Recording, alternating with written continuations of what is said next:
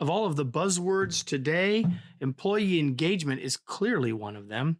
Today, we're talking about employee engagement and how to make it really work and what it really means right here on the Remarkable Leadership Podcast. Are you ready? Well, let's go.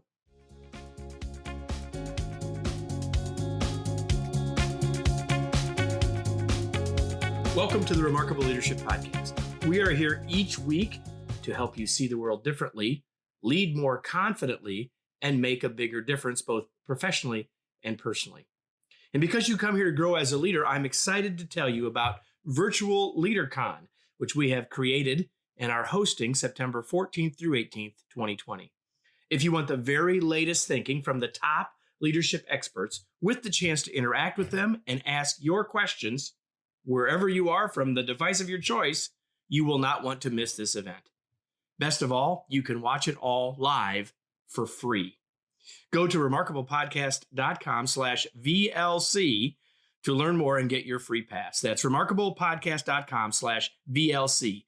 We'll see you there. Hey, everybody. Welcome to another episode of the Remarkable Leadership Podcast. I'm so glad that you're here. You're going to be glad you were here when you have the chance to hear from our guest today. We're going to talk about employee engagement with an expert in that area. Her name is Jacqueline Throop-Robinson. She is the founder of Spark Engagement, Inc., a global analytics company in human resources focusing on employee engagement.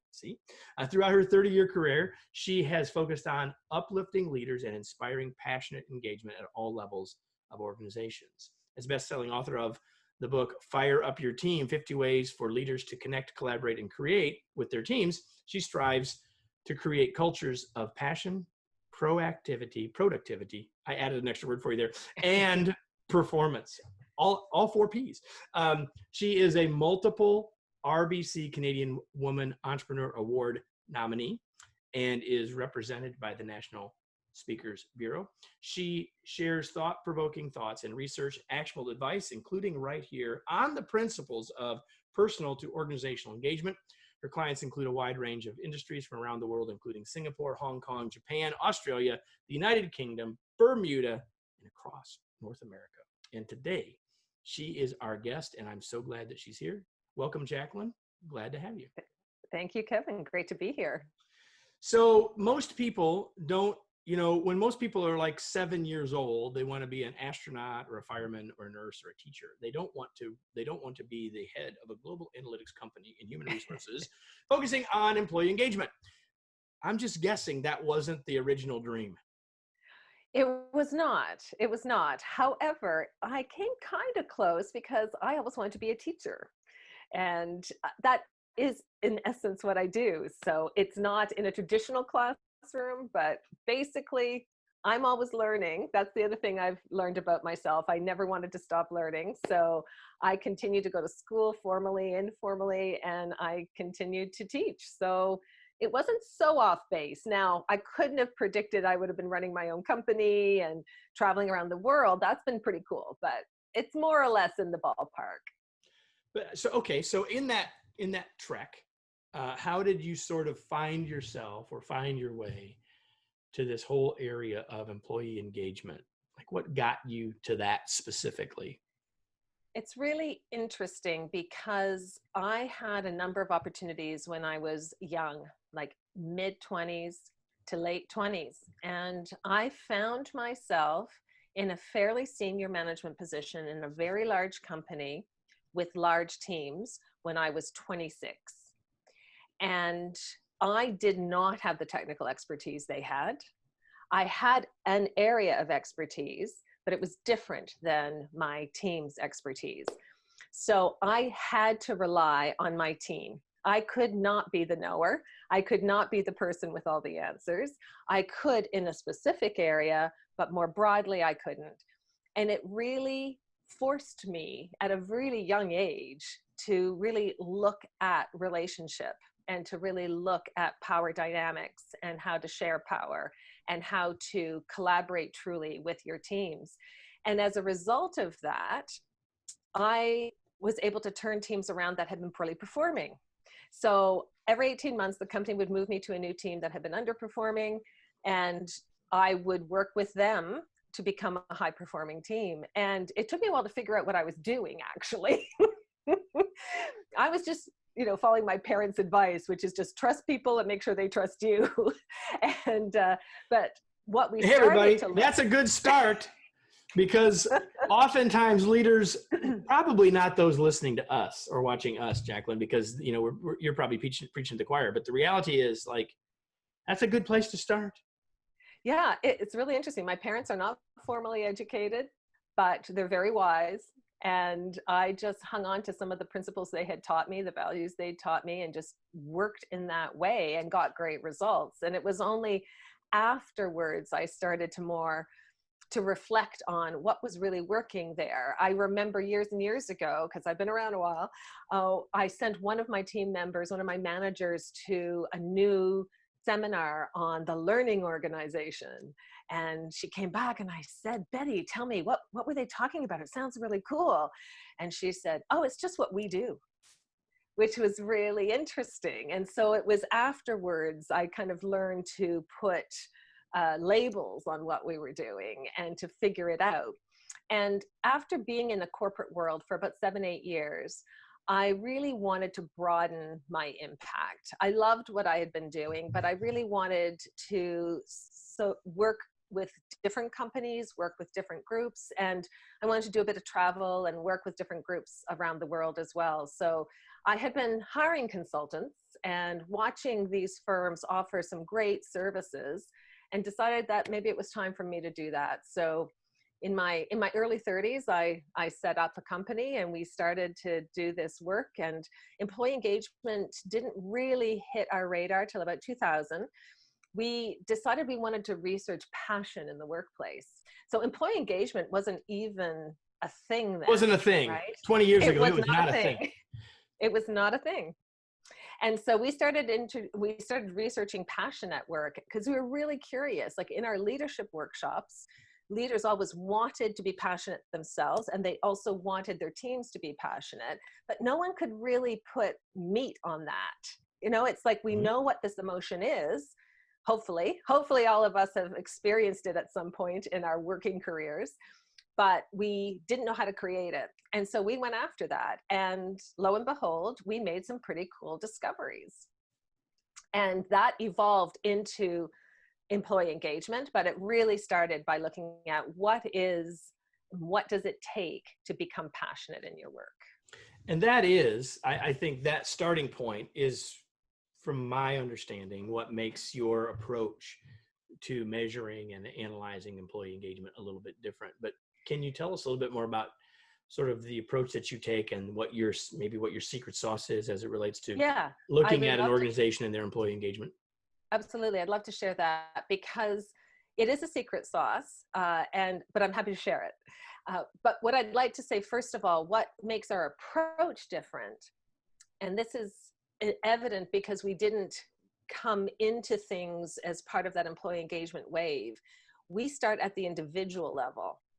So our survey, because we have now with our research created a model and a survey, is not anonymous. It's confidential, but it's not anonymous. So we're able to deliver value at the individual level. No one else does that.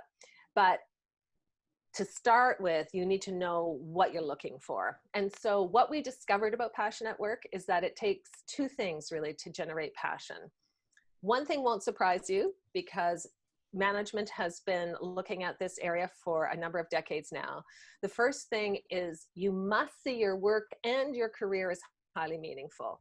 Now, we've seen that a lot in the literature in the last 3 or 4 decades.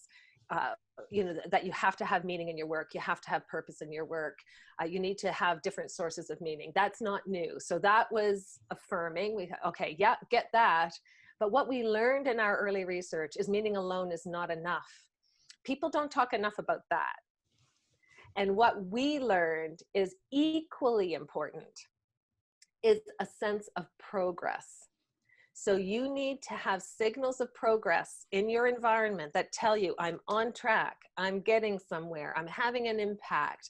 We need to feel progress. Without progress, meaning just becomes a point of frustration because you care a lot, but I'm not seeing any impact. I'm not seeing any progress. So it's not passion.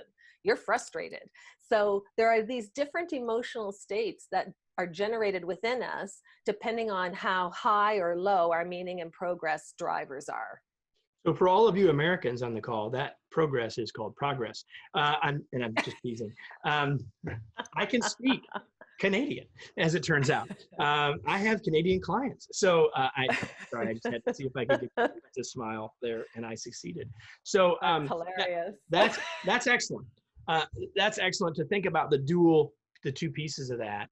I would really love to, one of the things that led me to say, hey, I want to have you on the show is this idea of the individual part of engagement, because so much of the literature and so many of the people, quite honestly, like you and me, are saying, hey, organization, hey, leaders, here's what you got to go do to people or for people so they will be engaged. And you come at it like I do from the other, well, there's two sides to that, of course, and we'll get to the leader side of that in a second. But you, and I mentioned it in the introduction, you come at this from a personal to organizational engagement idea. So talk more about, because you're kind of flying in the face of some of the conventional wisdom that says, what do we need to do to make them engaged? Yes. So talk for a minute about what, you've talked about the two big components already, but talk to all, because everyone listening is a leader, or most of everyone is a leader, but they're also an employee. Like you have both hats that you're wearing. So I want you to talk to us from our employee or our contributor hat and not our leader hat for a second, if you would. Yeah, absolutely. I'm so happy you've asked that question. And you're the only one who's ever asked me this. And it is so important for leaders to acknowledge that dual role and the two hats. And from a passion point of view, what we find is that leaders often don't take care of their own engagement and their own passion because they're taught it's their team. They have to put their team first. But what we know is that if leaders themselves aren't passionate in their work, in their careers, it's really tough to bring your team along. Now, it's not the leader's responsibility to do that. Everyone has to do that for themselves, but obviously leaders will help or hinder it. So when we work with leaders, we take them through two exercises. One is we ask them about their work and their career, and get them to really think through what are their sources of meaning, what are their signals of progress. And people often can come up with the meaning part quite quickly, but not as much the progress part, because it's not always obvious. So for example, let me use something really straightforward that's easy to illustrate. I can be working with a group of sales managers, for example, and I ask them, what is meaningful about their work? And for some people, it's about the product. Like they really believe in their product and they really want to get the product out there because it does good in the world. For other leaders, it's actually their source of meaning is working with others and building relationships. So your source of meaning can be quite different. And people can answer that question quite easily. But then when I ask them about progress, it can stump them. Now, the first thing out of their mouth might be, well, I have sales targets. So, I know if I'm on track for my sales target. And then I'll say to them, yes, that is a progress marker. But what really, day in and day out, what gives you your hit of progress? What gives you that sense of, oh, this is working, I'm on track? And that's where you get a lot of variety.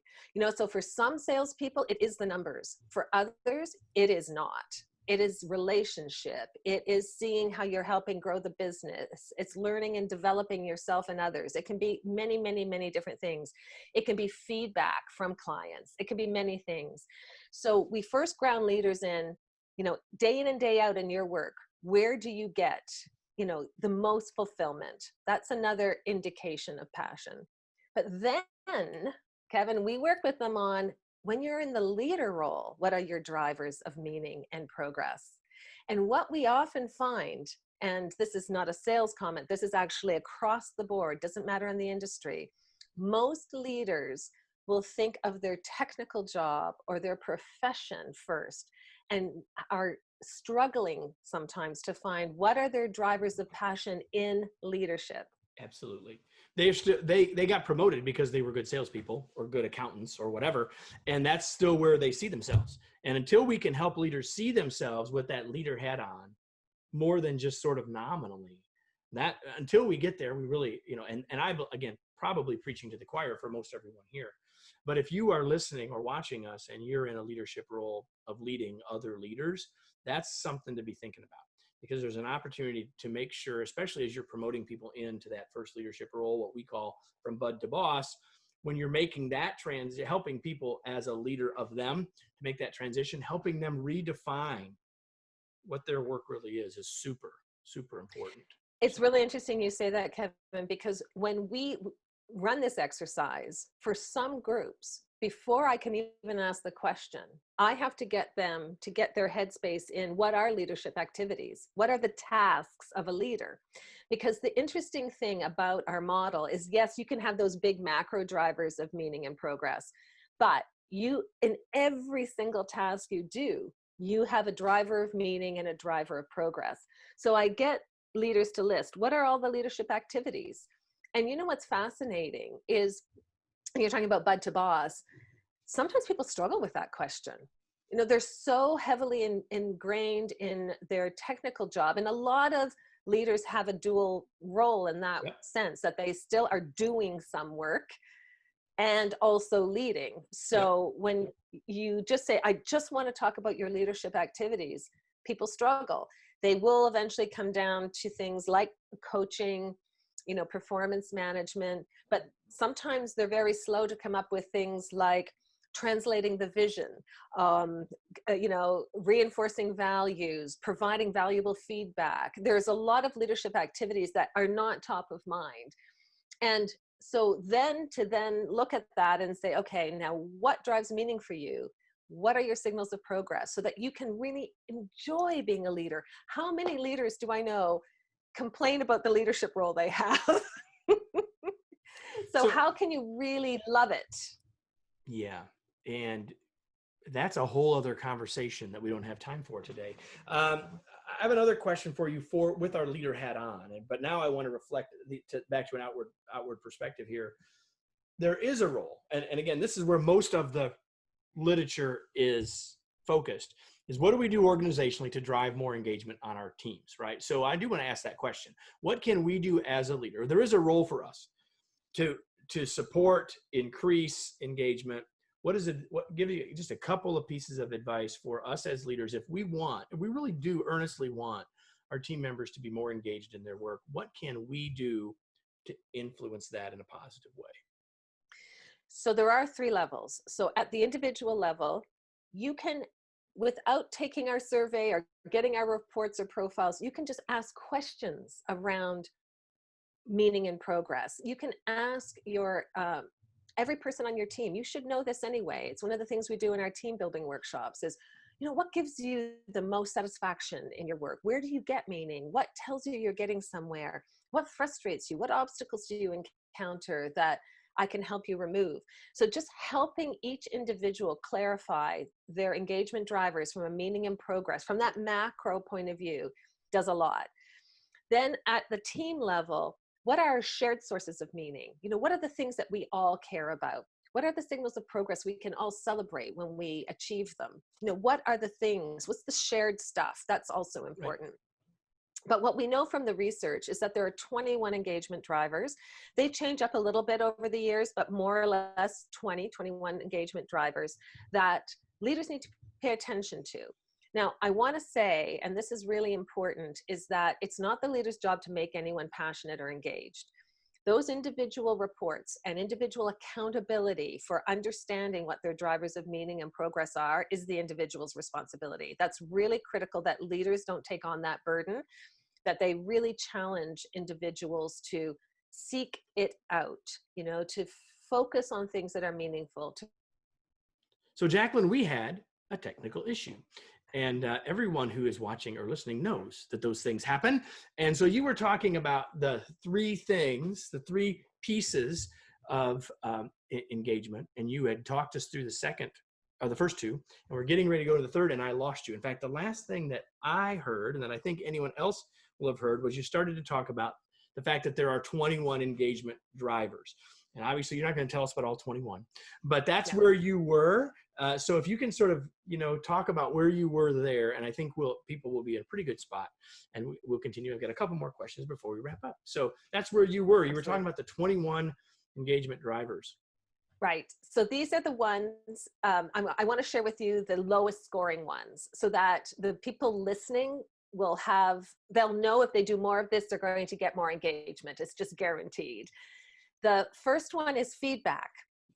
What we're learning is there is never enough feedback. Even managers who think they give too much feedback still could give more feedback. It's fascinating. The data is clear, the data is there. And our measure is, I receive a lot of meaningful feedback on my performance at work. A lot of meaningful feedback. So a lot. And meaningful. Both important. Right. Both important. Okay. So you can't do enough of that. And how to rather than teaching like feedback, what I will say is one of the things you could keep in mind when you're giving feedback is we have a goal. We have a shared goal, or my team member has a goal.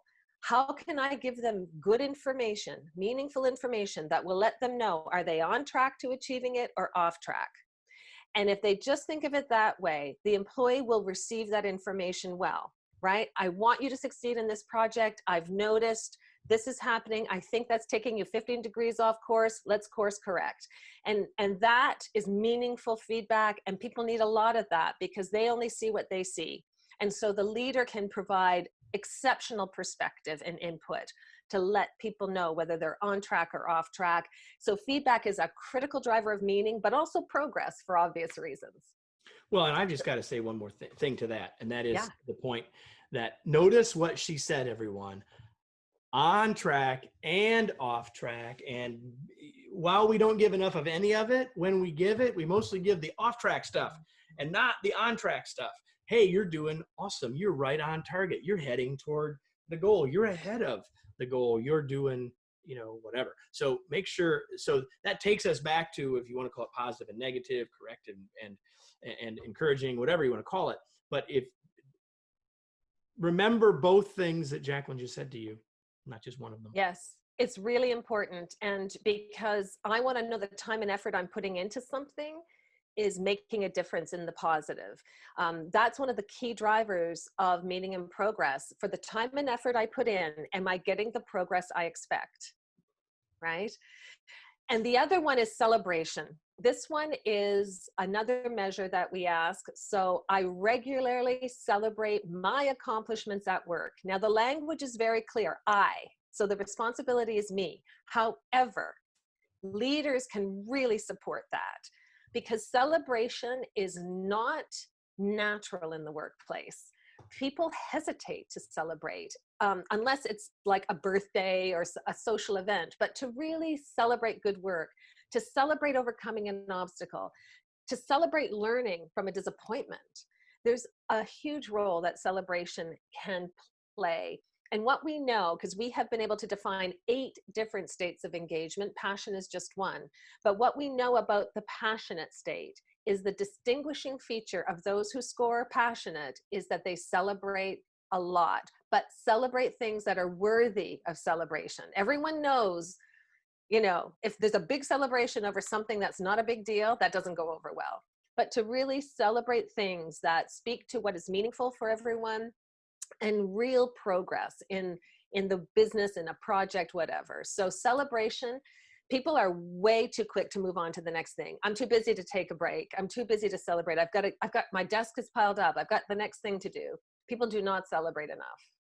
So I don't know when people will listen or watch us, but I do know that they're not going to watch us until August sometime. But you and I are recording this in early June.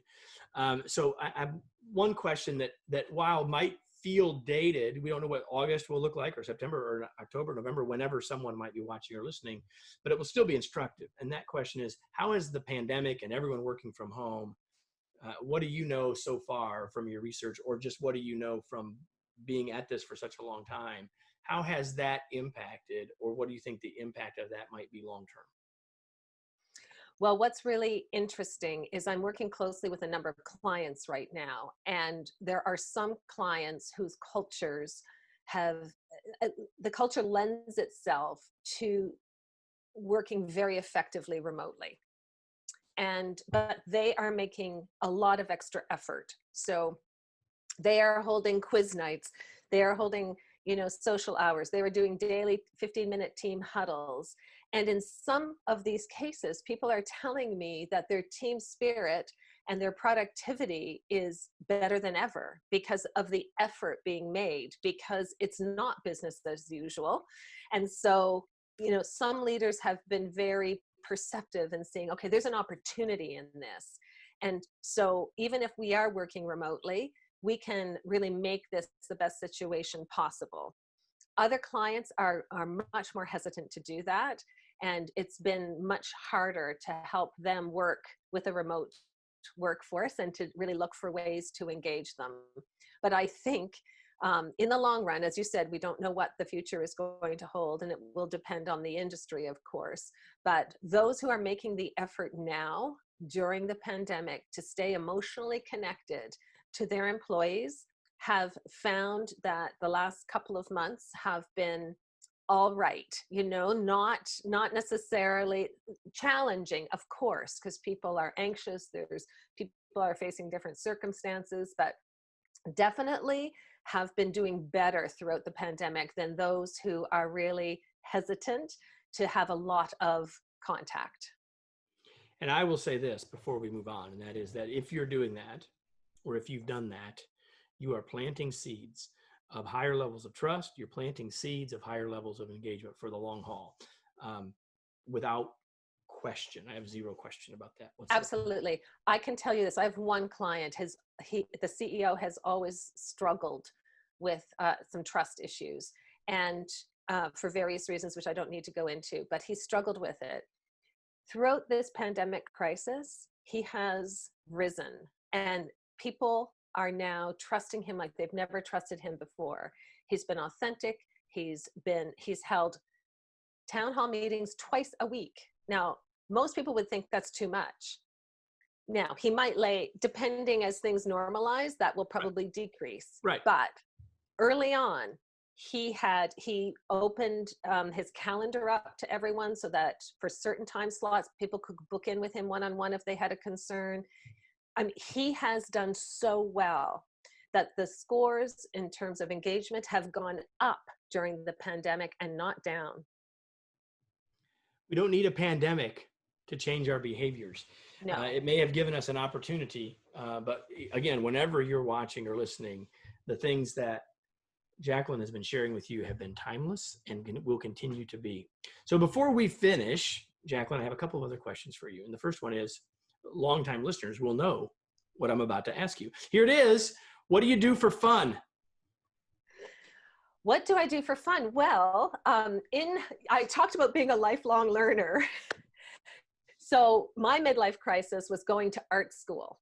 So I I did an undergraduate degree in my late 40s. And so I make art for fun, and I love art making. I love that. That's awesome. And so when you're not working, when you're not being on podcasts, when you're not making art, what are you reading? So I'm reading all the time. I often read client recommendations, and I often read participant recommendations. So that really keeps me busy. Currently, a CEO in the UK that I work with recommended a book called The 15 Commitments of Conscious Leadership. And I really loved the book. It parallels my book in some ways, in the sense of the things I was getting at in Fire Up Your Team. They have a different structure and they have a different lens. And I think it really enriches it. And they talk about radical responsibility, which of course is so well aligned to our notion of personal accountability. I would highly recommend it. It's written by Jim Dethmer, Diana Chapman, and Kaylee Warner-Klemp, but it's called The 15 Commitments of Conscious Leadership. Fantastic book. I happen to know Kaylee of the three. Do you? Awesome. Thank you for sharing that. So now you've been telling us about your work and your research and the approaches that you take, how can people learn more about what you're doing, get connected with you? What do you want to share with people? SparkEngagementIndex.com is our website, and there's lots of information there. You can reach me there. I'm on LinkedIn. I'm active on LinkedIn. I always welcome contacts through LinkedIn. And yes, through our website. I would love to hear from people. We're very passionate about what we do, and we have something really unique and different. Well, I would hope that you would be passionate about it, given what you're trying to help others do. So sparkengagementindex.com, everybody. Jacqueline, thank you so much for being here. But I have a question for all of you who are watching or listening. It's the most important question of the day. Now what? What are you going to do as a result of what you heard? And maybe that is to reach out to Jacqueline, but more directly, what did you get today about meaning or purpose for yourself or for your team? What did you learn today? Maybe the access point or the action point for you is I need to be giving more feedback to my team. Maybe it's I need to be giving space and permission and helping people to celebrate. Maybe it is that I need to be spending more time trying to find the meaning for myself in my work so that I can do that. Maybe what you need to take from this is I need to think about my leader hat and not just my team member hat, or vice versa. The challenge, though, is if you don't take some action as a result of this, what was the point after all? And we hope that you'll do exactly that. So before we go, I want to thank you for being here. I want to encourage you to continue to be a part of what we're doing, to join our community, and you can join the Remarkable Leadership Podcast community either on LinkedIn or Facebook. Take your pick. Probably don't need to do both, but you can either go to remarkablepodcast.com/Facebook or remarkablepodcast.com/LinkedIn to join us. We hope you'll do that. And we'll hope you'll come back again for another episode soon, because I'll be here right here on the Remarkable Leadership Podcast.